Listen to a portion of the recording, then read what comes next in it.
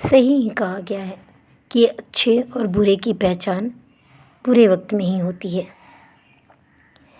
बहुत ख़ास लोग वे होते हैं जो आपकी आवाज़ और आपके चेहरे से सब कुछ भाप ले। आपकी आवाज़ से आपकी खुशी और आपके चेहरे के हाव भाव से आपका दुख का अंदाज़ा लगा ले। क्योंकि बुरे समय में लोग साथ कम देते हैं और ज्ञान ज़्यादा देते हैं। एक शहर में एक धनी व्यापारी रहता था।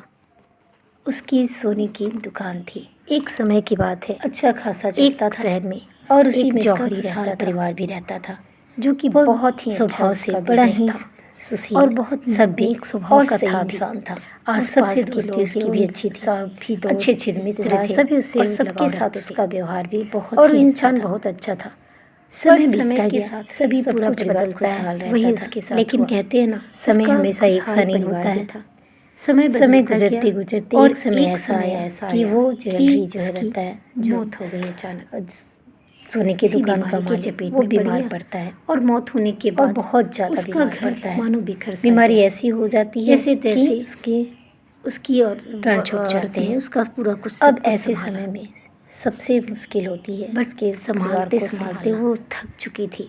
अकेली जान की पत्नी रहती है और उसका बेटा, इतने सारे बड़ी मुश्किल से समय बिताते थे।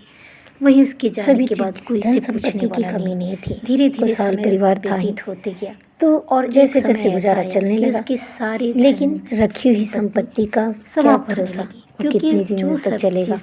कुछ दिनों बाद उसकी रखी हुई सारी संपत्ति कम होने लगी, वो उससे खत्म होती गई। क्योंकि एक समय ऐसा आया कि उसे पढ़ाने लिखाने घर के खर्च सब के लिए पैसों की कमी पड़ने लगी। तब उसने अपने बेटे से, की बात है कि ऐसी बेटे को समझाया और उसे सारी बात बताई कि अब हमारी पहली जैसी बच्चे को पढ़ाने, घर के खर्च सब के लिए भी सोचना पड़ा। अब हम लोग साधारण बहुत उदास हो गए।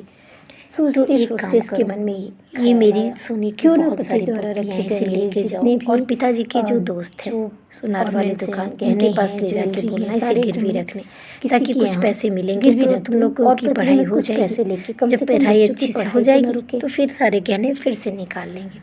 उसने ऐसा बेटा माँ की बात ऐसे करने के लिए ले जाता है। उसने कहा अपने बेटे से लेके जाता है कि और उसे यहाँ मेरे के जितने भी बहुत सारे गहने सबके पास इससे अच्छा खासा जैसे जाता है सभी उसे गिरवी आ जाएंगे, जिससे तुम लोगों की पढ़ाई तो कम से कम पूरी हो जाएगी। अब वो निराश हो जाता है, स्थिति तो अच्छी धीरे धीरे करके सभी दोस्तों के पास जाता है। बेटा एक दोस्त जो रहता है उसके पास जाता है कि बात मानकर चल पड़ता है। तो वो बोलती है मान जाता है लेके जाओ, और उसने और पिताजी के जो अच्छे खासे उसके बदले कुछ पैसे देने के लिए पास ले जाओ और इसे गिरवी रख देना।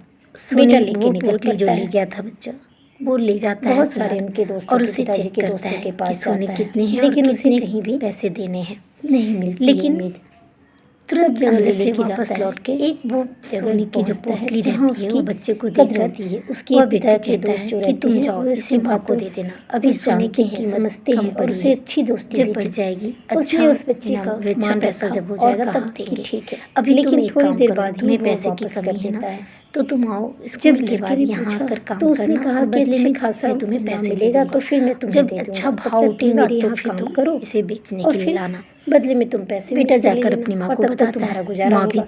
जब अच्छा सोने का अच्छा भाव रहेगा तब मैं बेचूंगा। इस तरह से बेटा बच्चा बात स्कूल जाता है। समय स्कूल के बाद का समय बच्चे वहाँ काम करके सीखने लगा। एक दिन पर उस मालिक की सारी चीज कारीगरी सब कुछ सीखने लगा। धीरे धीरे माँ से मांग के ले जाता है, बहुत ही ज्यादा होशियार हो गया तो देखता है एक्सपर्ट भी हो गया। बेटे ने सोचा उसे मैं खुद ही पहले देख सारी चीज़ों की परख होने लगी, इससे मेरी परखने लगा, सारा काम करने लगा। कहने हैं और इससे कितने पैसे मिल पाएंगे। मालिक जो था वो देख के सब बहुत खुश होता है। वो अच्छा उसे अच्छा भी लगता है, उसे अच्छी परख पहचान हो गई थी कि अब सब चीज़ों को भाप लेता था। जैसे उसने नापा उसके तो हो सके ज्वेलरी हो गए। एक काम सारे इसके सारे गहने तुम अब नकली थे, गहनों की पोटली ला सकते हो। बेटा निकलता है घर से और जब निकलता है तो अपनी माँ से जाके बताता है कि माँ अब सोने का भाव ऊंचा चढ़ा है, अब पिताजी के दोस्त ने कहा है कि आप ला सकते हो पोटली, अब मुझे आप दे दीजिए। उसकी माँ दे देती है, लेके वो जाता है लेकिन पहले वो सोचता है क्यों ना मैं इसे ही अच्छे से चेक कर लूँ, क्योंकि मुझे तो पता चल गया, मुझे परखना आता है। तो सारे गहनों को लेकर वो खुद से जांच करने लगता है। उसे देखकर बड़ा आश्चर्य होता है, उसके तो होश ही उड़ जाते हैं। वो सारे गहने जिससे उसने रखा था और जिसकी उसने परख की, सारे के सारे नकली थे। पता नहीं कैसे वो बदल गए थे और कहाँ बदल गए, उसे कुछ भी पता नहीं। अब वो चुपचाप बैठ गया और शांत मन से सोचने लगा आखिर अब क्या होगा। बड़ी उदास था। अगले दिन दुकान भी जाता है। दुकान जाता है तो जौहरी पूछता है कि बेटा पोटली लाए हो? तो उस बदलता है कि नहीं, पोटली तो नहीं लाया, क्योंकि उसमें तब बाद में वो सारा कुछ सच बता देता है। तब अंकल समझाते हैं कि बेटा मैंने इसीलिए उस दिन तुम्हारी पोटली लौटा दी थी, लेकिन तुम्हारी ऐसी स्थिति थी कि मैं तुम्हें दुखी भी नहीं देख सकता, क्योंकि तुम्हारे पिताजी मेरे बड़े अच्छे दोस्त थे, वो बहुत अच्छे समझदार थे। पता नहीं ये कैसे हो गया, लेकिन ये सारे गहने नकली थे। उस समय तुम्हें पैसों की ज़रूरत थी, इसलिए मैंने तुम्हें काम पर रखा ताकि मैं तुम्हें कुछ पैसे भी दे पाऊँ। उस समय अगर मैं ना कहता तो तुम्हें लगता कि अंकल हमें ऐसी मझधार में छोड़ के हमसे पीछा छुड़ाना चाहते हैं, इसलिए मैंने तुम्हें यहाँ काम पर रखा और तुम्हारी काम की कीमत मैंने दी। तो ये थी सच्ची दोस्ती और सच्चे व्यक्ति की परख, जो कि मुश्किल समय में साथ देते हैं। अच्छे में तो सभी दोस्त रहते हैं, सभी साथ देते हैं, बस असली दोस्त वो होता है जो मुश्किल में साथ दे।